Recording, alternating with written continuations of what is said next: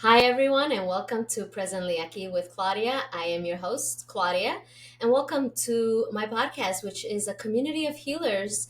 And they all come in and share their beautiful, vulnerable, deep, hurtful, suffering, amazing stories that have led them to heal themselves and start their path to self discovery. And, every healer that I have on here is hopefully an inspiration, motivation, and empowerment to you to start your own path to self discovery.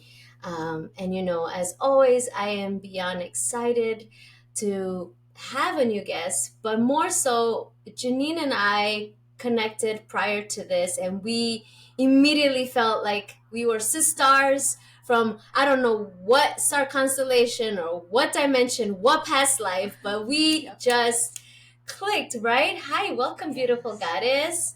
Well, thank you, Claudia. Yes, we did totally click, and I've been thinking about you ever since. So, Oh, yay. she is amazing. So let me introduce her before we start this conversation because we will not stop talking. Just a heads up. So Jeannine Kim has, for over 23 years, has been offering healing wisdom, guidance, and support to clients worldwide as an intuitive reader, a 5D astrologer, a medium, H.H.P, yogi, teacher, and author. Her main passion is sharing the ancient and simple and yet potent ways of how we can authentically be in all areas of our lives. Jeannine teaches the practical steps on how to access our intuitive selves in every moment and empowers others to do their own sovereignty, building our new world from the inside and out. And all the listeners that are aware, after reading that, they're like, oh, no wonder she's on the show. Yes, that is why she's on today's podcast. Oh my goodness. Thank you for coming in. Mm, And yeah, we were both just very excited for talking some more. Right? yes, yes. Yep. I am ready. I am ready to chat. Amazing. So let's get started. And usually, as all the listeners are aware, the first question is the most important. And however it comes up for you, it's all welcomed. Beautiful goddess Jeannine, what were some of the challenges you faced during your path to self discovery? There were many challenges, but the biggest one is and has always been that of just remaining so true to myself that what happens in my outside world is second to me really having my truth come to life and have it kind of reform a new outside self, because you lose a lot. You lose a lot. People, places, things, they'll either rise to meet you or they'll tend to fall away. And so my biggest challenge was remaining true to that, because it is one of my biggest wounds as well. But when Right. you do, Yeah. it Yeah. pays off. Sticking to your authenticity is really Yes. difficult. And I'm just realizing that how excited I am for today's conversation that I skipped my new ritual, which is taking 3 deep breaths. I was just like, I just can't wait. I Ah, can't. So I know we already started the conversation, but let's get into it really okay. quick. We're going to take 3 deep breaths together. Okay. For the listener, if you want to close your eyes or look down, it's up to you. What we're going to do, we're going to inhale and be fully present with our thoughts and our body now.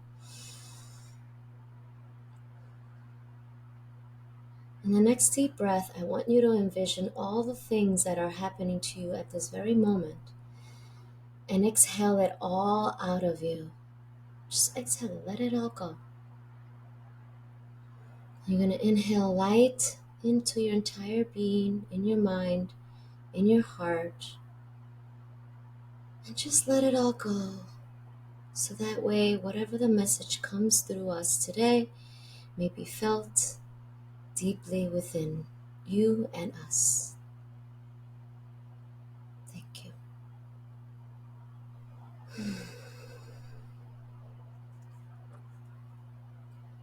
Yeah, yeah, yeah. I was definitely excited. So continuing with your challenges, um, growing up. Did you have a family that was embracing of what you were discovering for yourself, or friends, or was that an alone, a solo kind of uh, yeah, pathway journey for you? Right. Well, I grew up in the 70s, was born in the late 60s, grew up in the 70s and 80s is a bulk of my childhood. And first of all, I'm adopted. So Mm, needing to connect with other people is right, just kind of hardwired into me. It's, right, and back in the 60s when there was adoption, it was pretty different than it is now. It wasn't really something that most people spoke of. And when they did, it was kind of like a hush hush, oh, right. shameful kind of thing. And Mm, so that was kind of, it wasn't front and center, but it colored everything I did. And then on mm-hmm, top of it, I'm also an HSP, which is highly sensitive person, and Dr. Elaine Aron's work really speaks to what that means as a trait, as an inborn trait. And again, it was something I couldn't qualify or right, speak to, right. but I took everything in very personally, very deeply.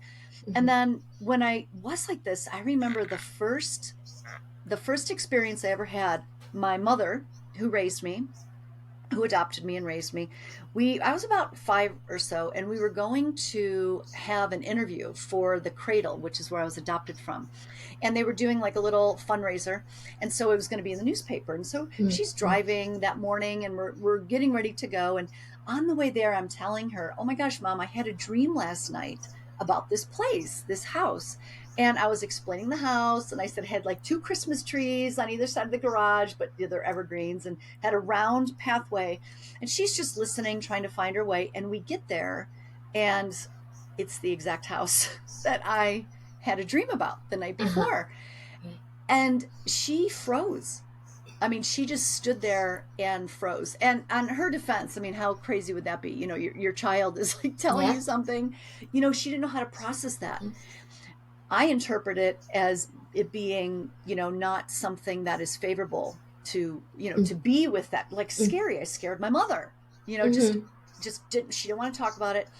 And then, other things like that would continue to happen as I was growing. And so I had nobody like who could right, reflect that back. right, And it was mm, it was odd, it was weird, it was unspeakable.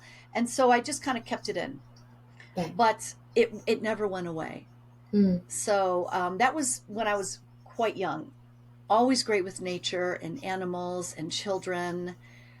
I was the neighborhood babysitter because I could always connect on such a different level. But then when I moved out in my teens, late teens, I had a tricky childhood. So I moved out in my late teens, and I sidestepped that gift. And I went mm, into the corporate world, tucked it away, went to numbers in the financial industry, and I had to make money. But the truth was always brewing in there. I was doing yoga. I was reading Shirley MacLaine books.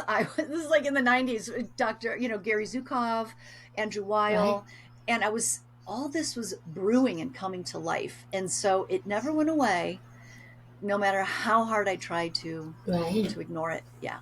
Wow. When you were talking about the cradle, what came to me was that moment in The Sixth Sense at the end of the very end when the little boy tells the mom about her grandma, right? The mom, right? So like just having that, I love that moment because it shows the child embracing its gift and the mother um, allowing the space and still seeing her process what was just said because it is undeniable. But I think in reality, the next scene, right? Because that's the end of the movie. The next scene would be she is accepting of that moment, but it would be still difficult for her to continue to hear what her son has to say, right? And I think that's Right. right. That's very true to life because even when we were born, right, and for you the 70s, for me the 80s, at that time these were very one-off situations and random, and it was, anything that had to do with the ether was dark in that space, right back then. It was never about light. It was just Mm-mm. evil, or just because that was the programming, right, for us not to dive into our light and to see these aspects of ourselves that were true. And even as you brought it up from the beginning, how hard it is for you to stay in your authentic self when you're a child, a teenager, and then in your 20s. I think for most of us, for going into the corporate setting, um, how you said, like, we just kind of pushed it off for a little bit, just because the rest of the world isn't reflecting what you are. And you start to internalize that, right? That you perhaps are different or crazy, or I shouldn't embrace. But I love that you were reading all these other books from other authors that were in that space, right? um, Tell me a little bit about how you were able to navigate, and as this is brewing within you, how are you able to navigate the corporate world as this is building up inside of you? Well, that's a great question because it was, I mean, picture it like it's almost like the Wolf of Wall Street, and Mm, really almost like identically the Wolf of Wall Street because it was the 90s and right. I was in a man's world in the 90s. And don't get me wrong, I love my men. I love my men. Right. I have nine younger brothers. I have two sons, an awesome husband. But at that time, it was the rules, the structure that Mm, our society allowed to have or disallow. Let me put it that way. And so it was rough. But my childhood allowed me to kind of I have some calluses from that, mental emotional abuse that I mm, endured as a child. And so being in that environment, I was able to shield it. And so it was like a continuation of that family existence is pretty mm, much mm. how that corporate structure went. And so a part of me that was slowly winding down was like, this is life. Yeah. This is what you have to do to survive, right? Yes. To make the money. This is what you have to swallow. This is what you have to put up with. And I fought it, and that's a whole other story. And it was fabulous. It really was a breakthrough moment for myself and the company and other women. But then in the same token, I kept at it until I just finally would come to work. I'm like, you know what? No, no more. And every single Mm. time I had a job, something would come up where it wasn't right. So I'd go find another company, Yes. or they would let me go. Like the messages were always there, but I Yes. never took the leap. And then finally one day I'm like, you know what? I'm done. And I was going to school at night to be a massage therapist, and then the change came, the shift came, and I never went back. Wow, that's powerful. I highly resonate with that, and I think anyone in this space too, because you going from job to job seeking of some type of acceptance or validation of what's going on within you, not at the job, like what you're doing, but the people, right? Yes. Maybe there's someone, maybe the next space, maybe I don't know, but this is not filling me. Maybe the next one, maybe, right? And you're just jumping Right. from jumping, and the messages, right, that just keep Messages. coming through, telling you like, nope, nope. And do you think that as we're ignoring these messages, that we are letting the mind logically figure it out, right? Yes. Versus listening Mm-hmm. into the heart and the soul and listening to what is the next step, right? We're just, Right. Spinning. Well, I call that exhausting karma. And mm, it's almost like, sometimes on one hand, I truly feel we have to do it. right, We have to keep going until we do exhaust that karma, because yeah, otherwise there may be a twinge within us that says, well, gosh, if I just stuck around a little longer, like you really have to feel like, no, I am done. And right, the best part of this story is it was like January, February of 2000, I think it was, or 2001. I can't remember at this moment, but it was around that time. And I was like, you know what? That's it. I'm done. I know I want to do this healing work, but I'm still working in the day in the brokerage industry, and the market's getting crazy. It's bad. It's, the tech companies are all kind of crashing at the time. And so, um, I'm like, you know what? I'm going to leave after this huge party that we were going to have. And I had a feeling, I was starting to sense that they were going to let me go and have my assistant move into my position because I had trained her so much. So anyway, I booked a trip to go to China to study in October. So I'm like, well, between now and October, I have to quit. I paid Mm-hmm. for the trip. That was my inspiration. Mm-hmm. Mm-hmm. We had the party.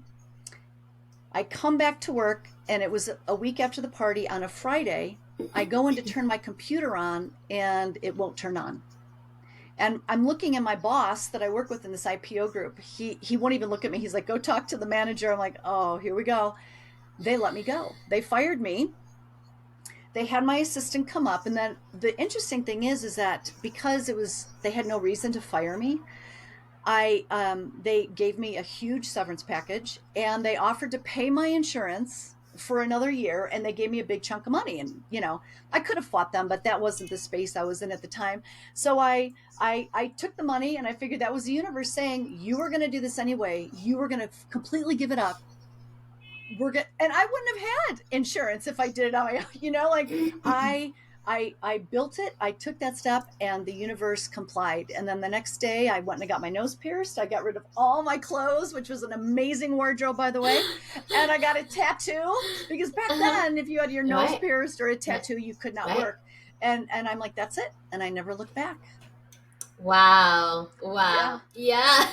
It is. I love how the universe does that for you Yeah. sometimes. I've been Yeah. there. It's so crazy as you're saying that. Hmm. I've been there. Like, I'm gonna quit, and then the day comes like, oh no, we're gonna let you go. Here's some money. I don't know. You're just, this is how it turned out. Right.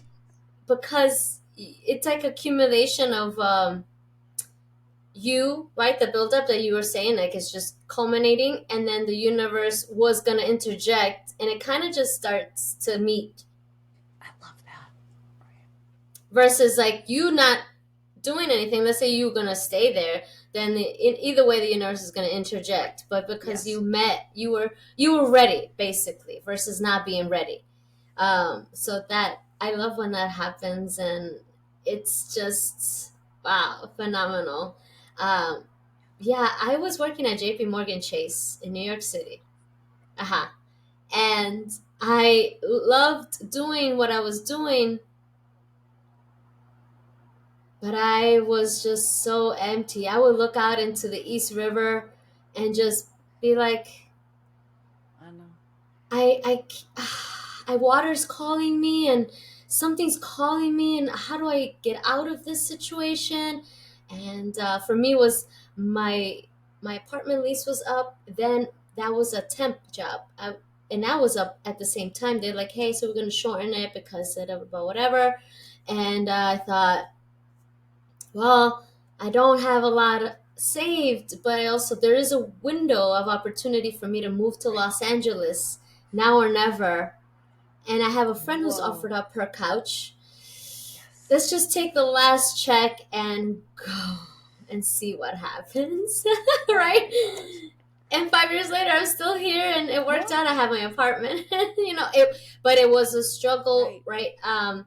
When you leave, right, and you finally, I want to know, when you finally leave and step into your authentic self, right, getting the nose ring, getting the tattoo, getting this, did a set of lessons, were they there waiting for you to actually show up in that space?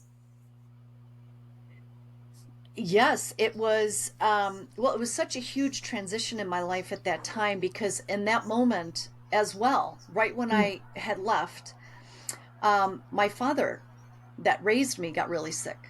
mm, And he died within 4 weeks' time of mm, cancer. And then the man I was married to at the time couldn't show up for any of it. So the mm. marriage crumbled quite literally. He didn't even show up at all when my father Right, was ill, not till the funeral.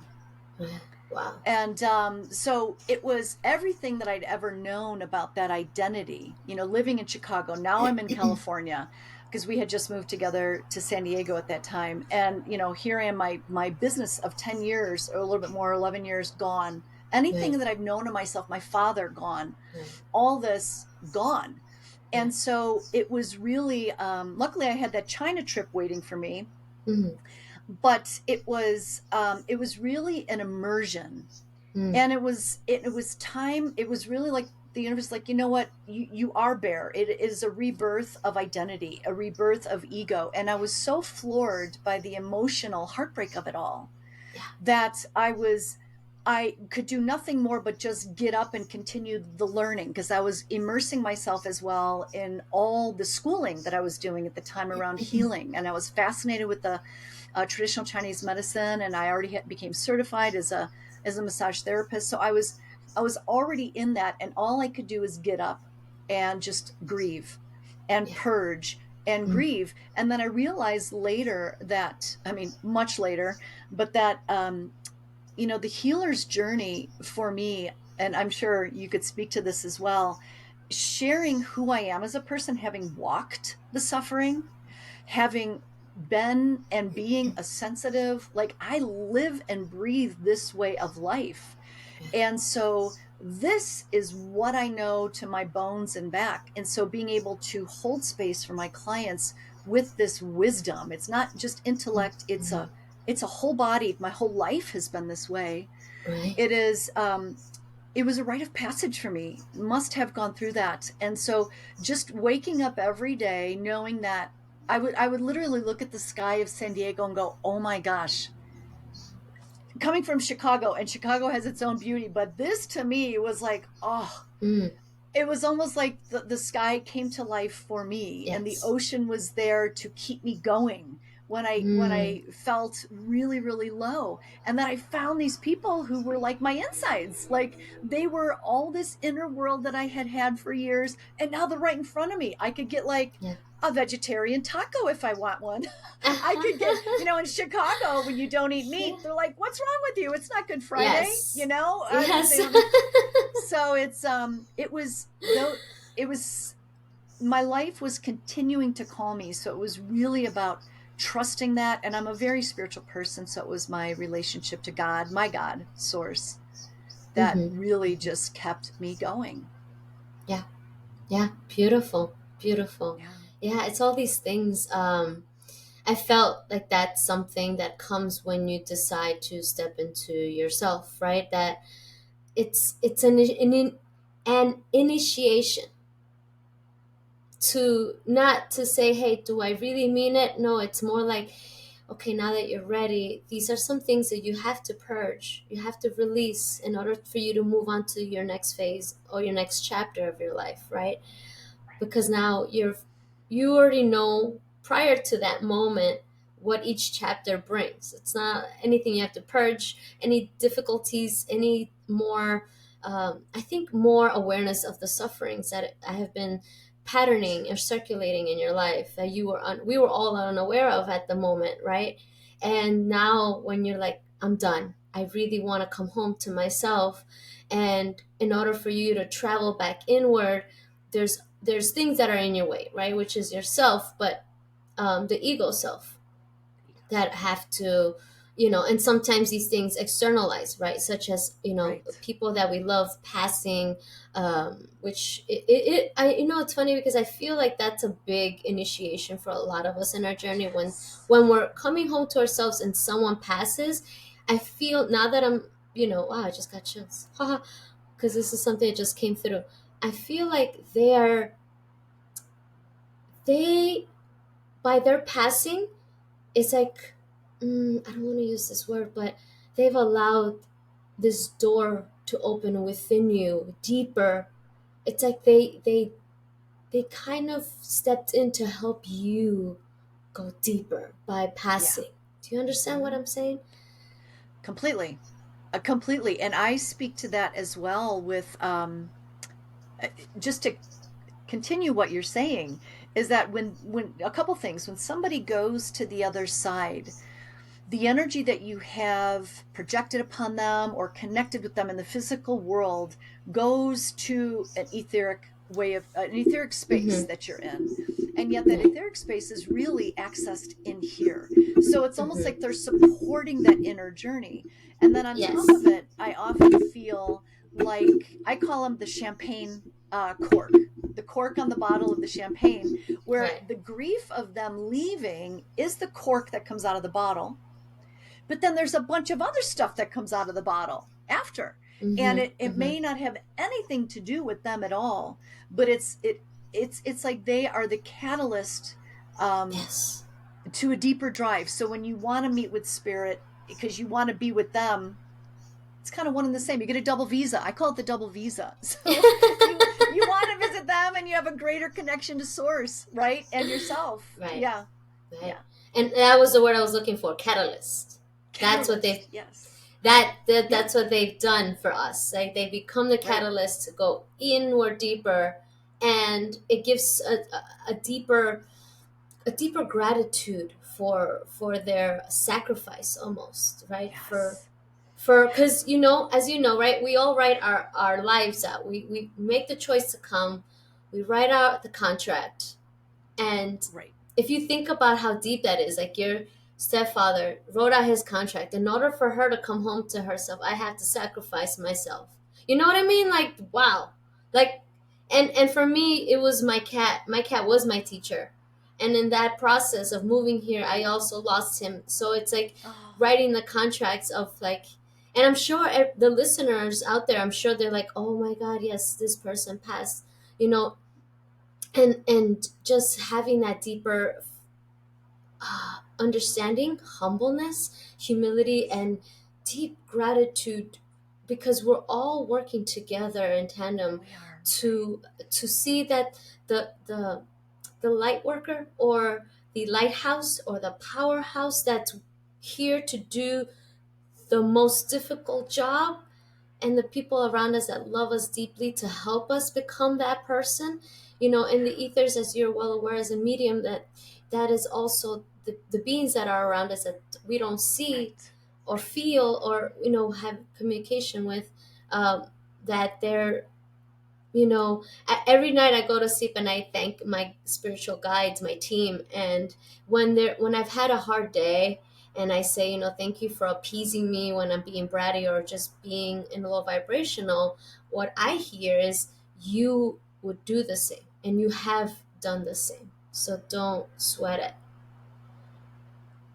So these relationships with the non-beings, right? Because it's all just this beautiful dance that we aren't aware of, right? And when let's say when you're not in this space of healing and someone does pass, and you don't heal and you don't grieve, you know the negative is that you're not doing the work, right? But the positive is that you're accumulating, they're percolating, Yes. you're Yeah. bubbling it up, and it could hit Mm-hmm. you a year later, Anytime. 5 years, 10 Right. years later. But it's just that is already a catalyst that has already started. That person that passed, that's deeply tied to your life, has already catalyzed you for something amazing. You just have to step into it and be brave enough to see that they didn't pass in vain, that they didn't No. leave in vain. That just came through us as we're sharing these beautiful stories. Wow.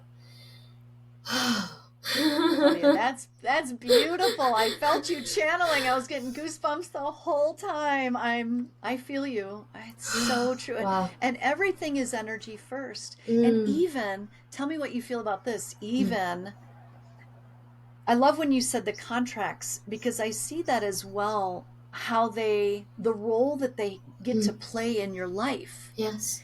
And we have to feel a certain way about that role. Yeah.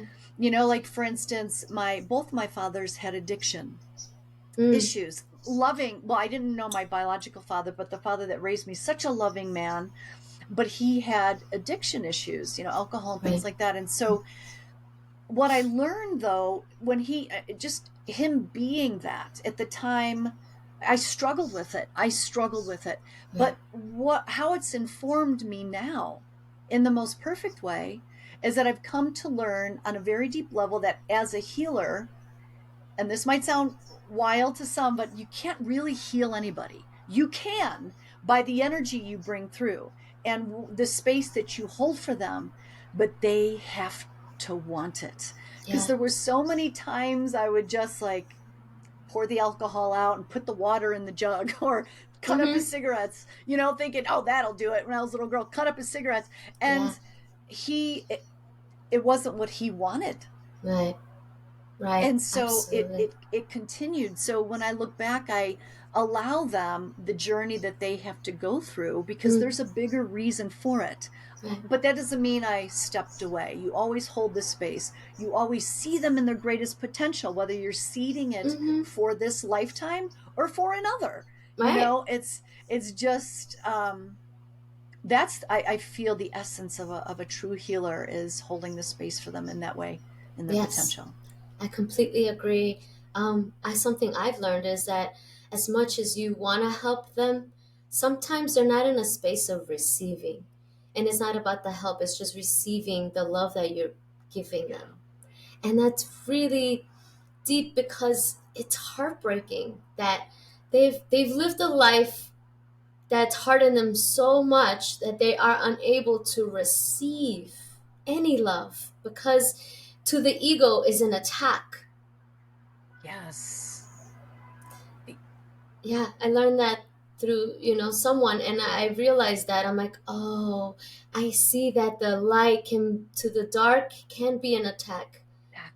Oh, because it's not requesting it, it's not asking it, it's not receiving it. So as you're trying, for us, right, just these little things, just right. I'll be here for you. Maybe I'll hide some cigarettes or hide some of this or whatever the actions that we're trying to give and support that person. I think the deeper underlying question for yourself as the giver and the healer is where in our relationship, right? Because they're all different ships. Where in that space have they asked for it? And then you'll know if they have or have not. And they have not.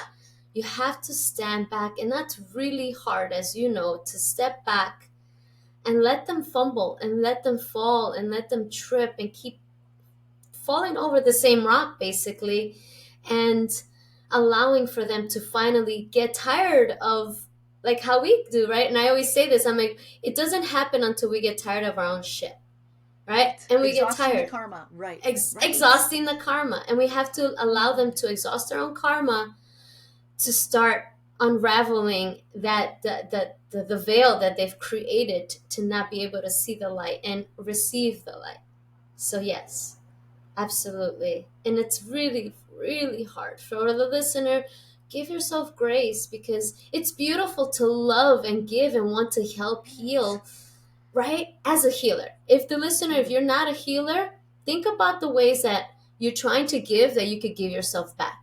Because if you Yes. aren't healing, Right. right? If Mm-hmm. you aren't Mm-hmm. healing, then you and you're trying to help someone heal, that means that you have to give back to yourself. And that's with all of us, but mostly, I love how you brought up seeing the potentiality. I think that's um, in a funny way. I'm gonna say this in a funny way. I think that's the curse about being someone who's so the third eye is so open, right, Janine? Like, Uh, I was just going to talk to you about this. Keep going. yes, Yes. now Yes, yes, go, yes. go, let's go.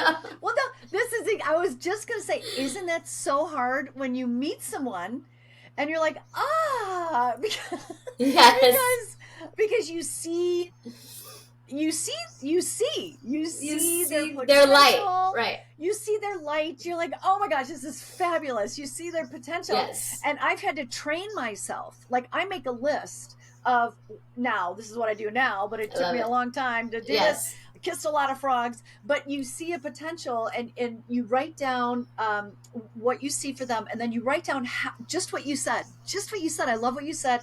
Are they showing up to mm-hmm. that? Mm-hmm. Like there's a physical way that they're showing up, and then there's the spiritual way that they're showing up just by being in your presence, because you can Yes, read them or sense them. yes, Or even if you're empathic, you may be like, gosh, mm-hmm. I see their potential, fabulous. But their potential is their responsibility. And Yes, all that we could do as intuitives or empaths is to see that potential, and then us seeing it is the seeding yeah, of their blossoming, maybe today, maybe 10 years from now, yeah, maybe 10 lifetimes from now, but only when they can step first step. You take one step, they take the other. When they show up physically, Yes. Yes. That's fully, beautiful. Yes. then yeah. That's So right in beautiful. line with what you were saying. Yeah. Yes.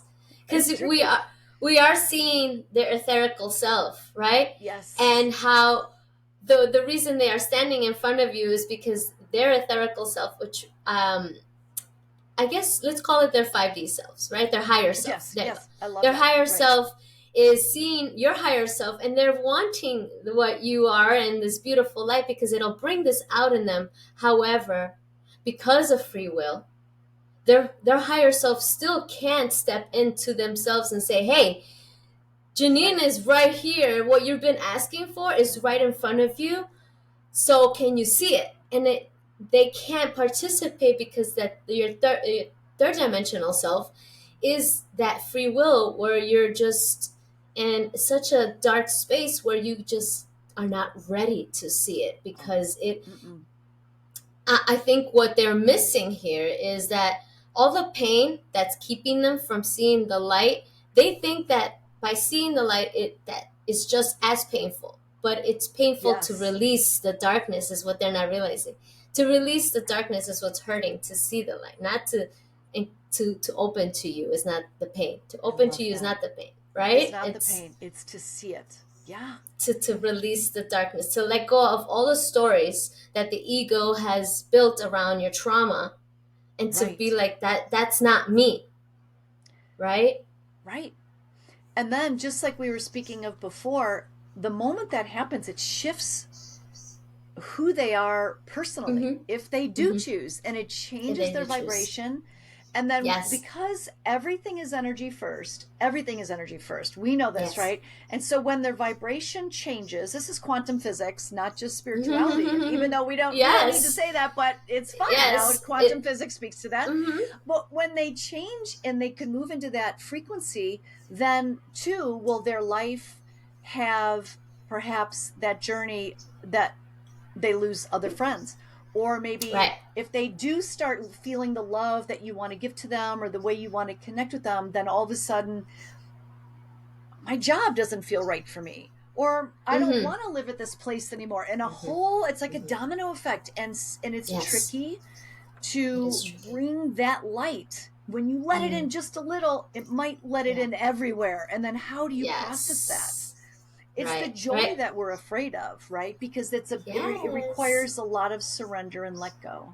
Yeah. It does, especially because it's a new space for everyone. Everybody. Yes. Yes. Yes. Everyone. It's a new space for everyone, and the unknown. We're not used to being okay with the unknown, right? We're used to the Right. ego thinking has control, right? We have Yes. control over our Yes. lives when we don't, We don't. We don't. and We don't. Right. Right. we don't. We just want to think that we do. Like if I manifest, especially manifesting, it kind of tricks the ego into thinking, okay, I can control it because I'm gonna manifest it, and it's like, Right. no, No. No. right? No. So I. I Oh. Right. right, like you feel like some of these gurus that like are feeding the ego more than they are understanding what Mm. is manifesting really about, right?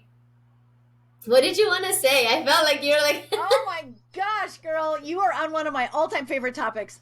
Okay, so really it's the law of attraction, which is yes, true. The law of yes, attraction is it's the law of attraction. You attract that which you are.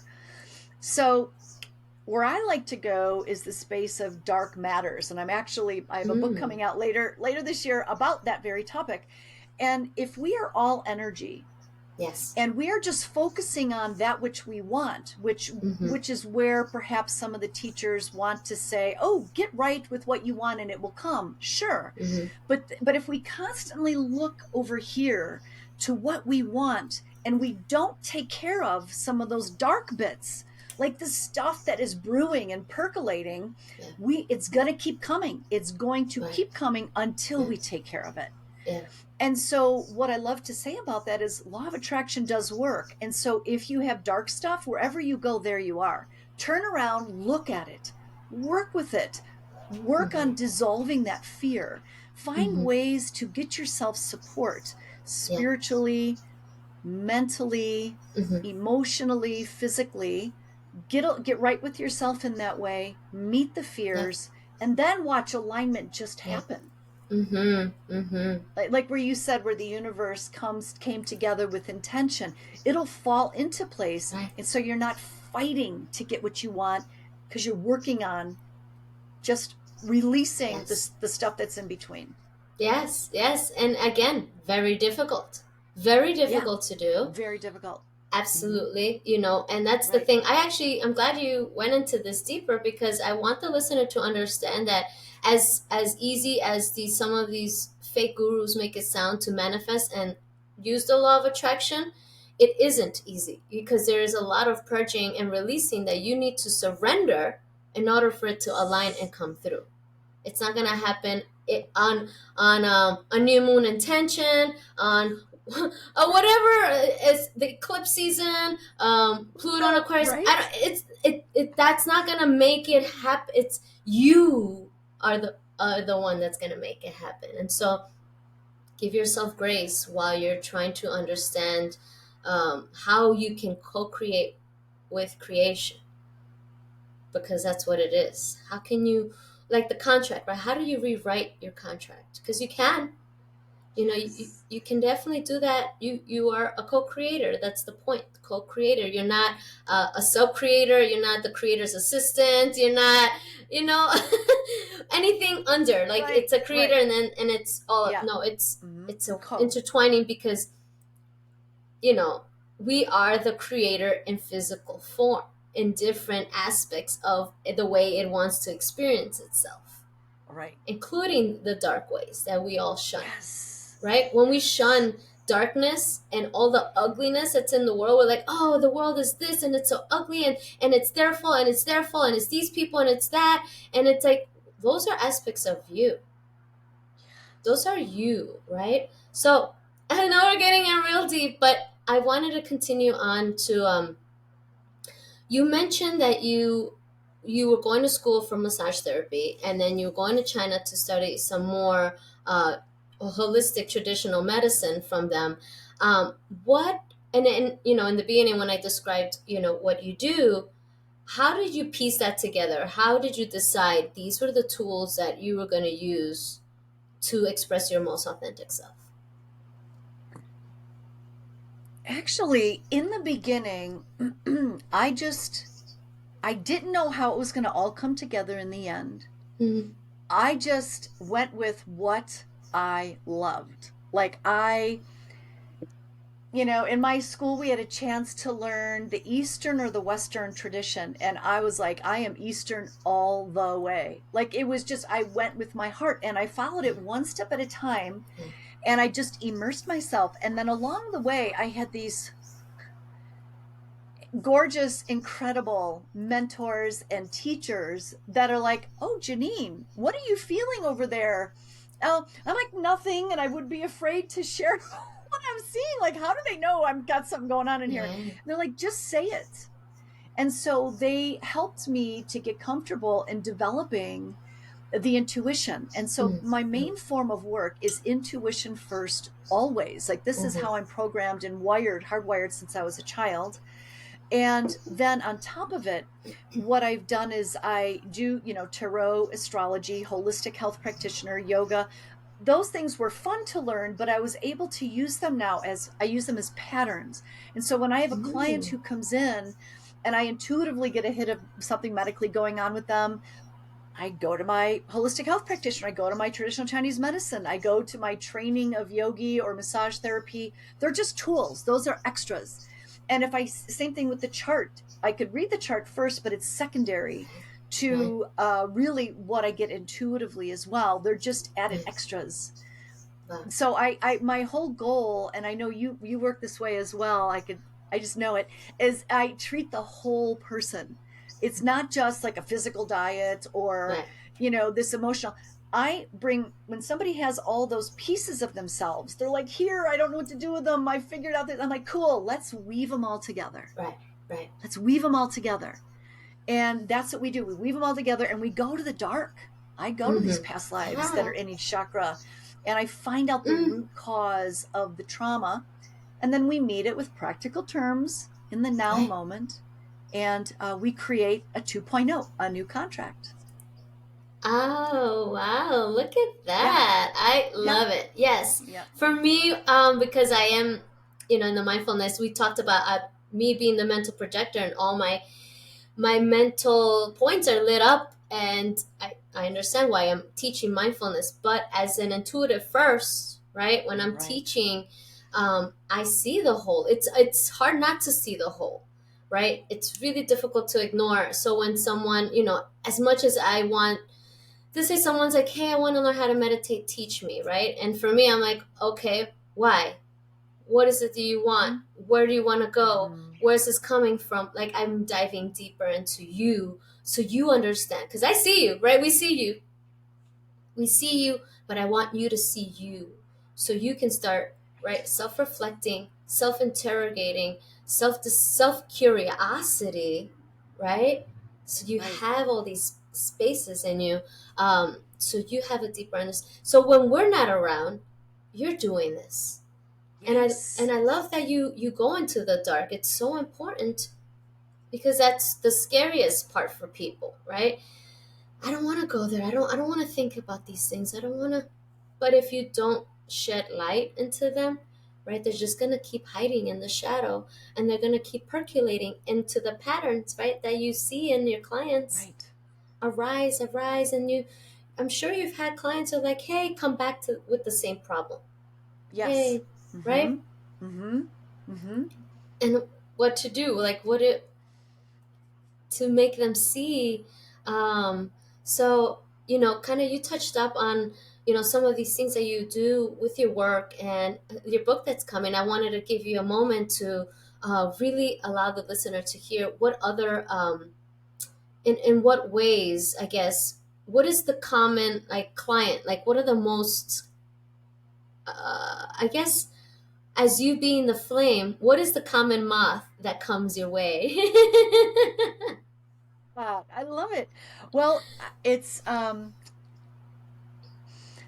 exactly what you said earlier, and I've probably this is why we click so well, Claudia, is that when I do see the whole person, I don't want to be the dependent.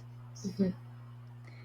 I want to be the constant, right? Where if there's something in their mind they want to make sense of or touch stone on, Yeah, yes, yeah. come. But I want them to be whole unto themselves. And when Mhm. I love that you asked the question, why do you want to know this? And I ask that quite often, like, what why do you want to be psychic? Like, they'll ask, I have an Into the Right. Mystic program, which is where the book Dark Matters comes from. And we dive deep into this. Why do you want this? And because oftentimes people think, well, I just wanted to answer this question here and this question there. And I've said, well, being intuitive, it's an invitation to a different way of living when Mm-hmm. you really go there in a whole way. And so the Yeah. clients that come to me are ones that really, most of my clients have tried so many other forms, or they, like I Mm-hmm. said, they come in with, oh, I've been doing yoga for years, or they're, I Mm-hmm. tried this diet, or they, this, they come in, Yeah. and yet they're still not over that hump yet. Right. They're still kind of Right. sitting with the dynamics that haven't adjusted. And so when they come to me, we go deep and we try to Right. find out where those dynamics began, which Right. lifetime. Ooh. And Right. we go into the root of the each chakra. So it's like a soul retrieval, if you will, of each Mm-hmm. chakra. And then we take it from there. And I teach them a new way to be with empty. So the clients that are ready to really do the work Yeah. of bringing it all together and really shifting and Yeah. transforming into the most authentic aspect of self that they could be. Right. And having contract 2.0. Yes. Thank you. I love that. I love that. Yeah. I love that you do that, because Yeah. it's we think, the contract when we come in is to help us reach to this level, and now Right. it kind of voids itself, but you have to, as the person in charge, have to voice it and say, I void this, and now I'm rewriting it, right? It's I have to you have to when you're ready, because when you're ready. all these things that we that are surrounding us, like society is already a lot, and then your family, and then your any space that you don't feel welcomed or into yourself. It's the purging. These are the layers that are externally looking at that look like inside, right? These Right. layers that keep you from you are the layers that are inside of you, keeping you from you. It's just Mm. and I actually have a question. When you Yes. work with these clients, do you see an aspect of you in them when they come in? Like, is there an aspect, like, oh, they're coming in with um maybe also being divorced, right? Coming in and their world is just gotta start at zero. They have nothing left. I need your help. I'm in this space now. I can really start to feel myself, sense myself, and I want to come home to myself. Do you see parts of you in them? Yes, always. And Mm, I was in my training in doing this work, or just my early training in understanding life as an intuitive. We always, after a reading, what we do is I sit there and I'll say, okay, where are there matching pictures? yeah. And I close my eyes and I get quiet and I try not to imagine what they are. So I get into that empty space. What are the matching pictures? Because I might be surprised. There's some that it might be on the top of my head, of course, like, oh, I see that one. But then there Yeah. may be some that are kind of surprising. And so when that happens, absolutely. And I feel like, again, in order to have this gift, you have to know yourself, know thyself so much that you invite those triggers. You're like, please show Mm, me more because it's in there yeah. anyway. So I want to Yes. get at it. And so I'm so grateful when my clients come because I'm not just healing them, they are healing me by being there. Yes. And then on top of it, on a soul level, they're so grateful that they could offer up that wound Mm, to give to me to heal. So mm. it's such an Wow. equal dance. You know what I Wow. mean? Yeah. It's like their contract of suffering healed me as well. Yeah. Yeah. So Wow. it's a really such a beautiful Wow. exchange. Yeah. It's like coming back to the people that played the game in our life, right? And Yes. we're now that you're in the butterfly stage, it doesn't mean that the flowers around you still don't play a game an important A role role. Mhm. in your life, and providing that nectar that still heals and feeds the because it's a never ending healing process. We're not going to look for clients like, okay, I need to heal this part. Let me find this client. It's just what the universe Oh yeah. co-creating with you feels like this for your next trick, for your next phase, right? As a Right.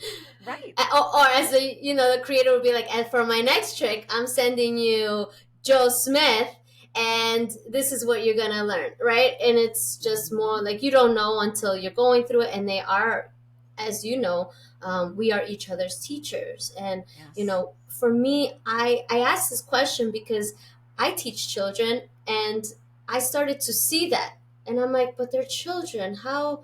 Oh, my inner child. Oh, and you start connecting the dots, and you're like, oh my gosh, this is bigger than I don't have words, because as I'm trying to help this child with this situation, that's helping me with my and all you can do for me personally is fall to my knees in gratitude and humbleness, like, Right. oh my gosh, wow, thank you for coming my way and teaching me something new about myself that I didn't see.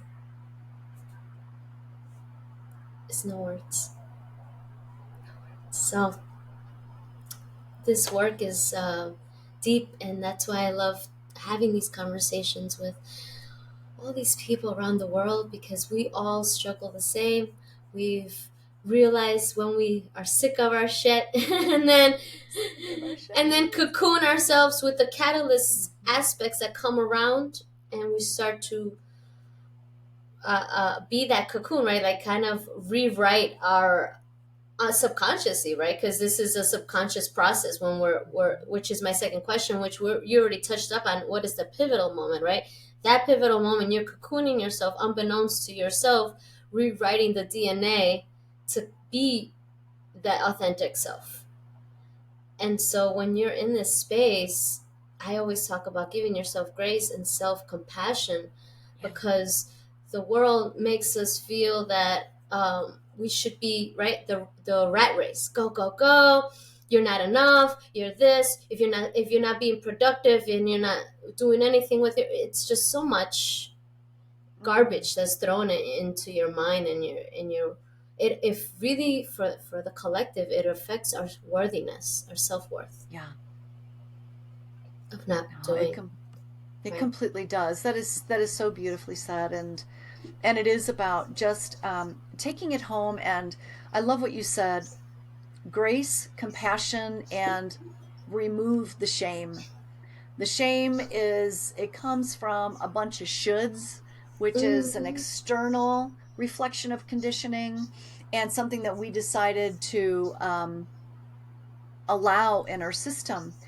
And it just makes the release or meeting whatever the darkness is even heavier, because we have a whole like heaping pile of shame on top of it. I like Right. to call it the shit shame, but the whole Uh-huh. heaping pile of shame. If we remove the shame, Yeah. then we could just meet the emotion. And so really it's like a paradigm shift. Mm. Instead of saying, oh no, a trigger, a sensitivity, a trauma, turn it around and be like, oh, yay, a sensitivity, a trigger, a trauma. Who, gold mine, I'm gonna go for it, right? And you let yourself feel that. And we've never been taught this as children. And No. you are doing this world, literally world changing work. The children need this. They Mm-hmm. are they are the next generation, and they're done Yeah. with not being met this way. And we hear Mm-hmm. their cry, we see Yes. them. And so Yes. giving them the opportunity to make themselves whole as their parents. I have two sons.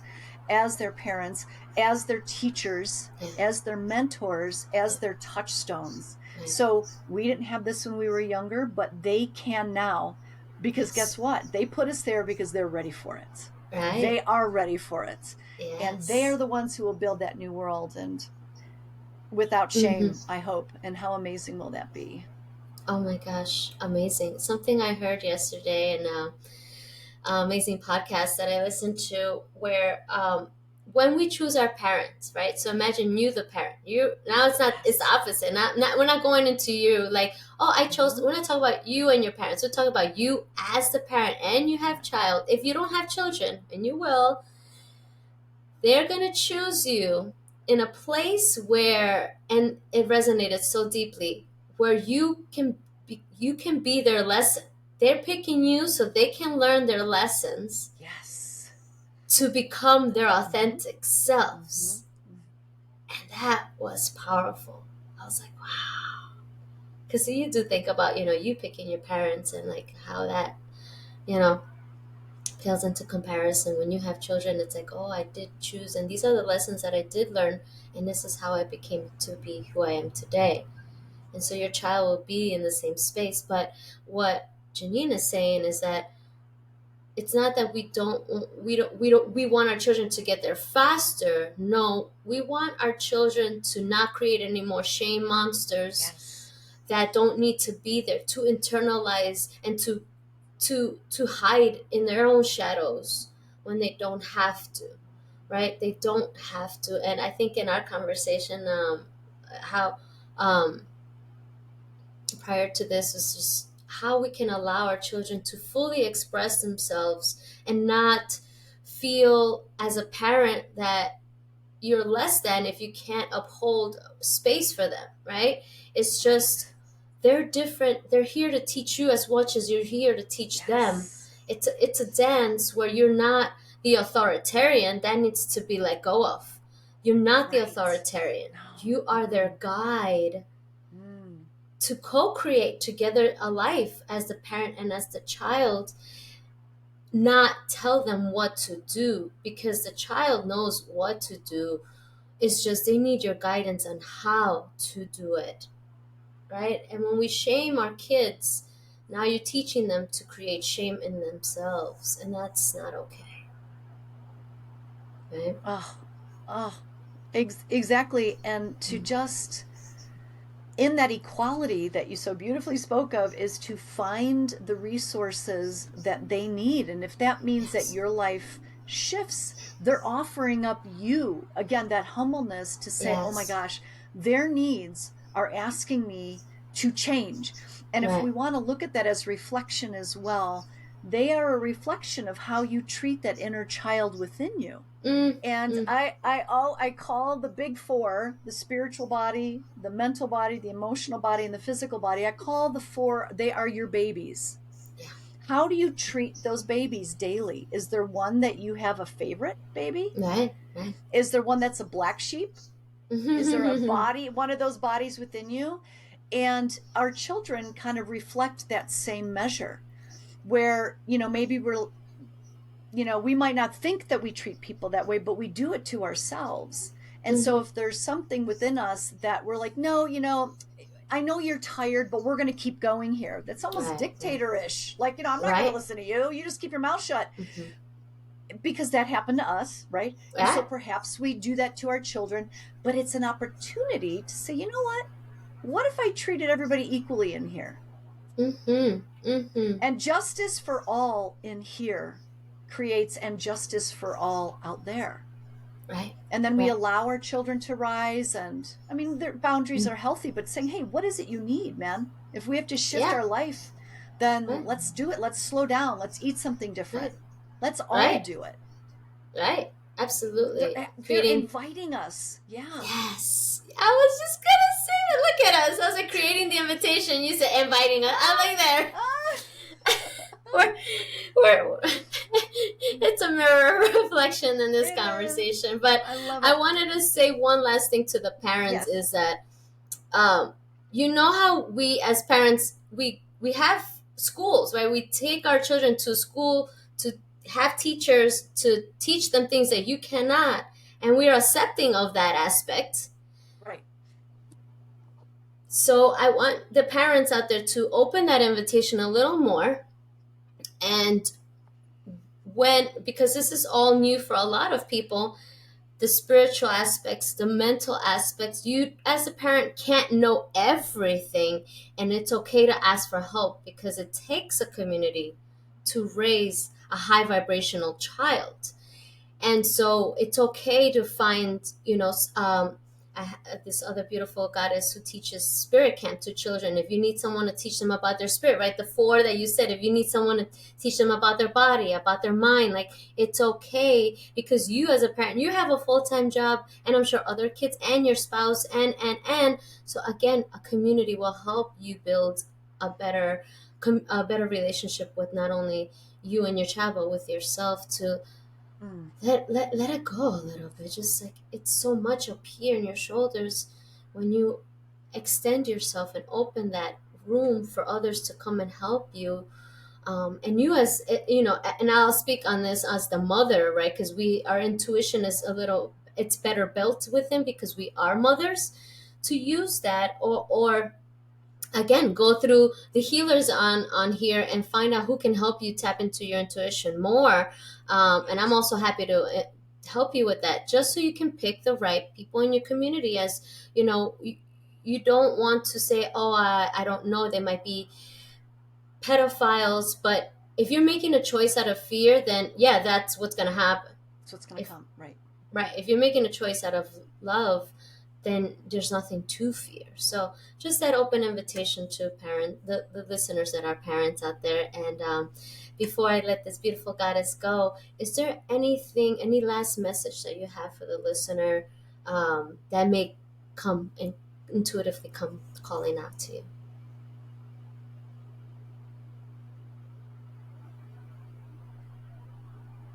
What I'm hearing is really just allow the your inner horizon to lead your way, even if it's just for a little bit.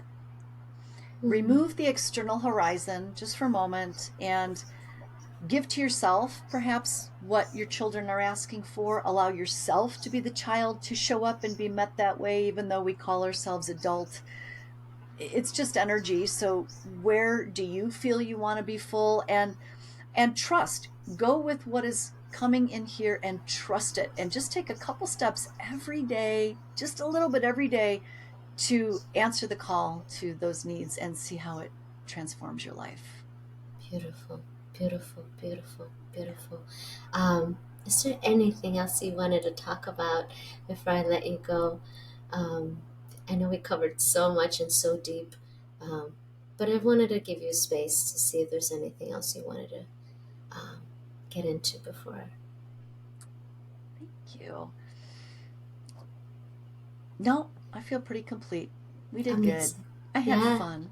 yes. This is so Thank you. remarkable. It was a beautiful dance and it went by so fast. It did go by It did. Because I looked up, I was like, really? Okay, I guess. fast.